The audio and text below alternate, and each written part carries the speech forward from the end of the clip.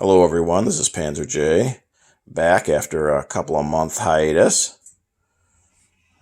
This video is going to cover my war room, how I got things organized, how I got things set up.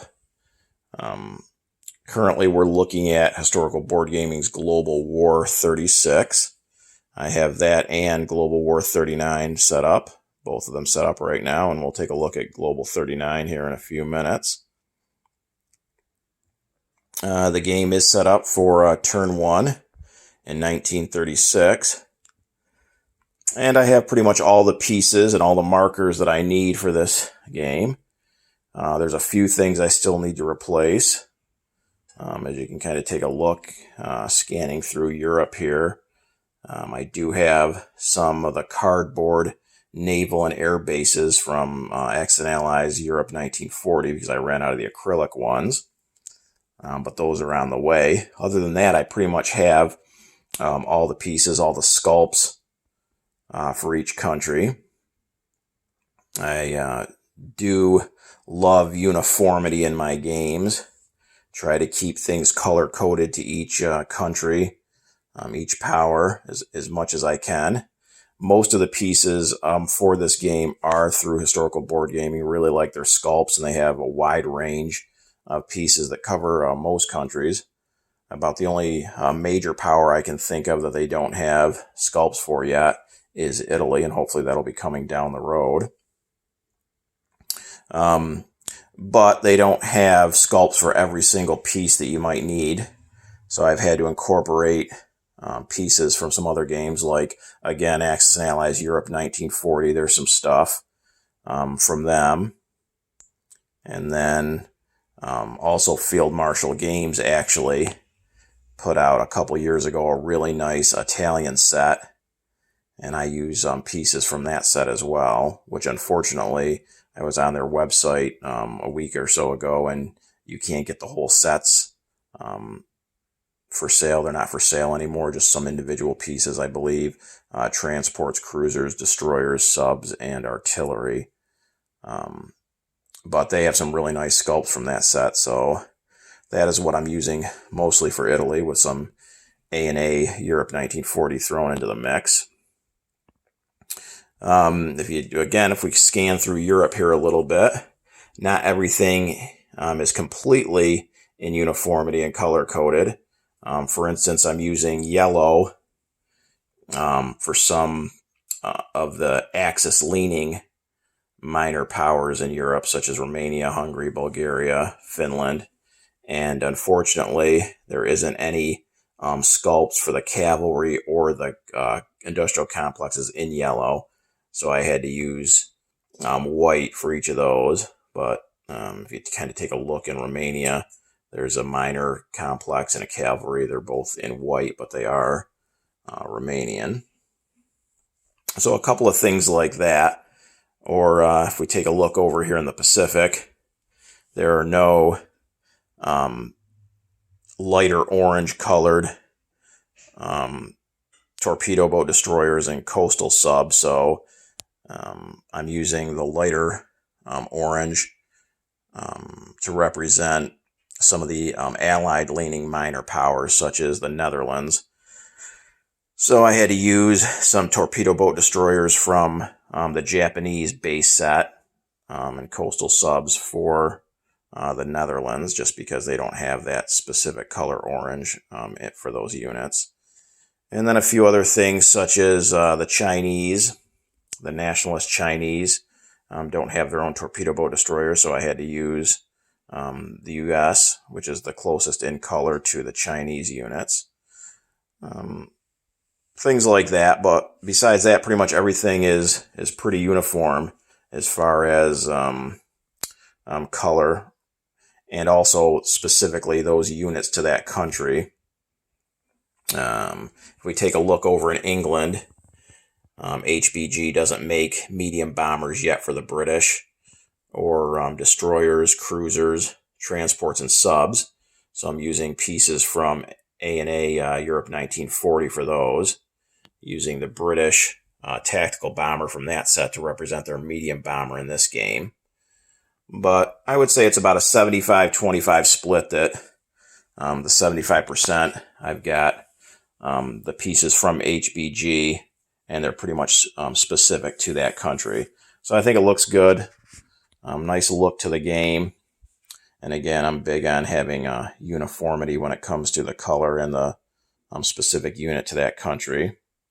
It's just waiting on those last acrylic markers and be able to take these cardboard naval and air bases off and get the acrylic ones down, and it'll look pretty much exactly the way I want it to look. So happy with the way the game looks. And again, we're set up for 1936, so maybe get into a 1936 game in the coming week and see how that plays out.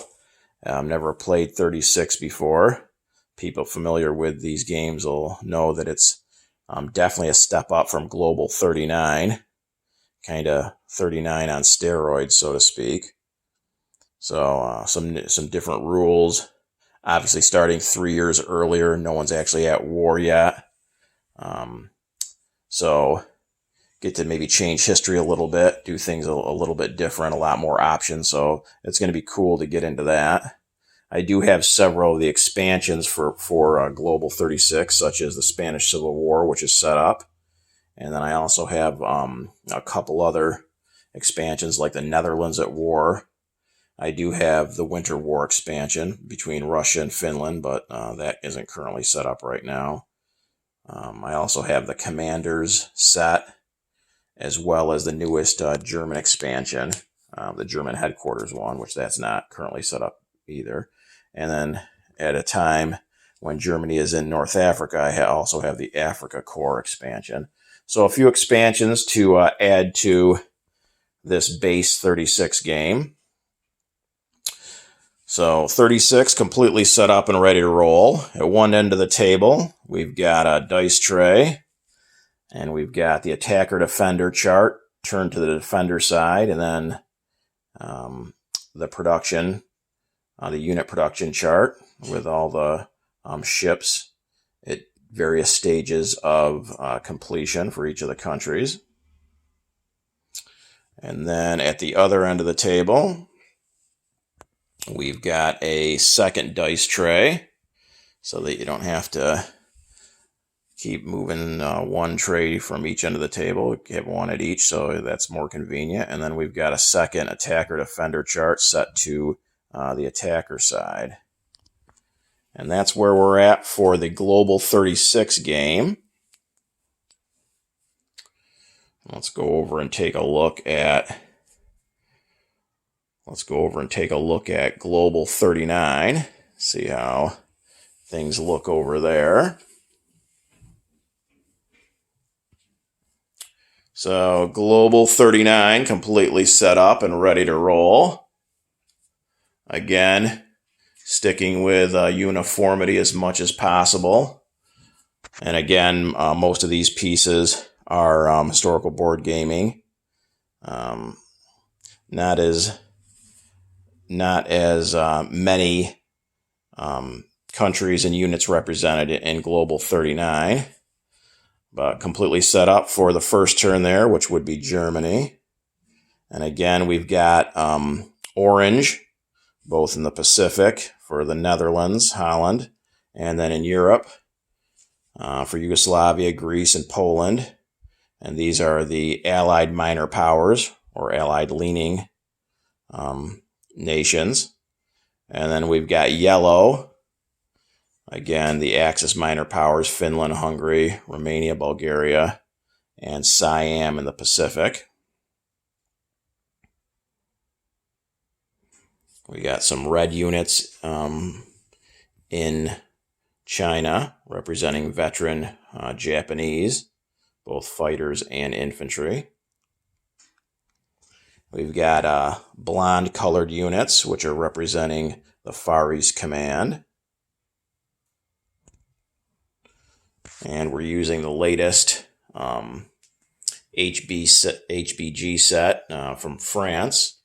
Some really nice French sculpts, and we're using dark blue in this case, as the French territories are darker blue in color, with the exception of the French Foreign Legion, which is light blue. And then for Global 36, we have the same French units, same French pieces in light blue, as the territories in 36 for the French are lighter blue in color. And we got a couple of dice trays set up at each end of the board again. And all the money, all the chips, that would be used for both games. And then we've got all the coasters set up for each nation. So we keep the actual chips, the actual income for each nation on those, as well as the newly purchased units before they come onto the board. So that is Global 39. And planning on having a couple people over next week and maybe get into a Global 39 game. See how that turns out. Maybe change things up a little bit and go with the Allied powers this time, maybe. I'm usually the Axis, but maybe change things up a little bit. And so that's Global 39 all set up and ready to roll. We've got the manuals all set up. Rules for Global 36. And then everything else is stuff I went ahead and printed off and got these nice little folders made. So, and this particular folder covers Global 39. So, not too bad. A little bit of time and money went into these, but I think they turned out really nice. And then we've got Global 36 again. Here's the nation information and nation charts, builds and units for each nation there. And then in this, we've got some of the expansions, like here's the elite of the Third Reich. We've got the Africa Corps. There's the Spanish Civil War and a few others. Then up here on the board, we've got two different boards, one for each Global 36 and 39. And on these boards, we got a bunch of magnets with nation emblems. We've got tech charts and IPP charts on each board. A lot easier to keep track of things like this, so those come in handy. And we got some markers to keep track of, at least in Global 39, some of the nations that aren't currently at war when 39 starts, like Russia and the U.S., and some of the Axis minor powers to keep track of their income as they produce not only income for Germany, but also produce their own income as well. So those two boards are ready to roll. And then finally, we can take a look at some of the actual units. And these are both for Global 36 and 39. And this is fairly typical of what each nation has. So we have these nice little trays. And we've got a battle label on each tray representing that specific country. And then for Germany, because there's so many units, we've got 3 trays for them. So on this first tray, we've got the base 36 set from HBG. So we got some major and minor complexes, a commander and torpedo boat destroyer, some militia and cavalry, some partisans and mountain infantry, and then some coastal guns and AA guns over here. For the Germans, we also have this larger case. We got a bunch of stuff going on in here. We got some chips, whether it's gray or black, representing just a single unit each. And again, that goes back to my little bit of obsession for uniformity and having things color-coded. So each chip does just represent a single unit. and like stacking them with the corresponding color of that specific unit. So that's kind of cool. We got some markers, swastika and Iron Cross markers. We got some Fallschirmjäger markers. We've got the SS Panzer markers that go with the Third Reich Elite expansion. Then we got some new pieces. These are the V2 rocket. And then we've got one of the newer pieces from HBG, the Elephant Tank Destroyer. Really cool, as tank destroyers are now going to be a unit in version 3, which should be out hopefully within the next couple weeks. Can't wait for that. And we also have another anti-tank, the Yad Panther. Really nice looking sculpts, like those a lot, so that'll be cool to play with those. And we've got the newest German expansion set, the headquarters, and then we got the Africa Corps over here. And we got a bunch of different planes. So we got some Stukas, some Me-110s for the tactical bombers. We got Me-262s, Focke-Wulfs, Bf-109s for fighters. We got some Ju-52s for transports, and we got some heavy bombers. And we got some recon cars. So that is a second case for Germany.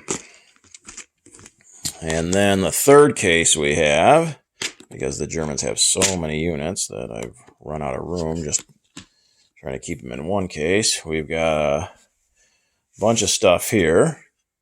We've got some infantry with rifles. We got some infantry with greatcoats, both black and gray. Some Fallschirmjäger. Some infantry with Panzerfaust. Some trucks, some mechs. We got black and gray, and both for the mechs and the Panzer Mark IVs, which we have in gray and black. The gray is going to be regular Wehrmacht, and the black is actually going to be SS. So when the Germans reach the point in the war where they can produce SS Panzers and SS Panzer Grenadiers, the black will represent that. We got some Tigers. We got some Panthers. Some Panzer Mark IIIs, 38Ts, Panzer IIs, some Stugs, some self-propelled artillery, a couple of different towed artillery, and then we got a bunch of the German ships, some U-boats and destroyers. For cruisers, we're using the Graf Spee to represent German cruisers in the game. We got a couple of different aircraft carriers, an old World War I vintage battleship, and then the Bismarck for the World War II German battleships. So quite a bit for the Germans. And then just as an example of some of the other units we got going on. So the orange again is the Allied minor powers or Allied leaning powers. Now this is where not all the units are represented with the same orange, so I had to use the Japanese mountain infantry, some of those, because they don't have mountain infantry in the brighter orange. And then also for subs, there's no sub currently in that shade of orange, so I had to use some A&A Europe 1940 Japanese subs for that. But other than that, everything else is in the same color, same chips. And that would be for the Allied minor powers. And then finally, we've got some of the Axis minor powers. Again, we got them in black, although I don't currently use the black ones. I'm using yellow. So we've got some cruisers and destroyers, the chips, some fighters, anti-tank, tanks, artillery, trucks, and some regular infantry. And again, that's just keeping everything as uniform as possible, both in terms of the colors and the units. And that's kind of a little bit of an example of what we got going on for the actual pieces themselves. As you can see over here, we've got a bunch of cases left representing each nation. So we got the United States and Japan and Britain, Russia, France, The United States, like Germany, has multiple cases because they have so many different unit sculpts. So we got all those pieces. And that's pretty much it. That's pretty much the war room. Taking up quite a bit of space to have both games set up simultaneously. But it's kind of cool. Like the way it looks. I like the way it's set up. Pretty much out of room now, though. So it's pretty much these two games and really not room for anything else. So hope you enjoyed a tour of the war room. I should be back fairly soon with a video on some new strategies and tactics I was looking to explore in Global 39 and how those turned out. Take care.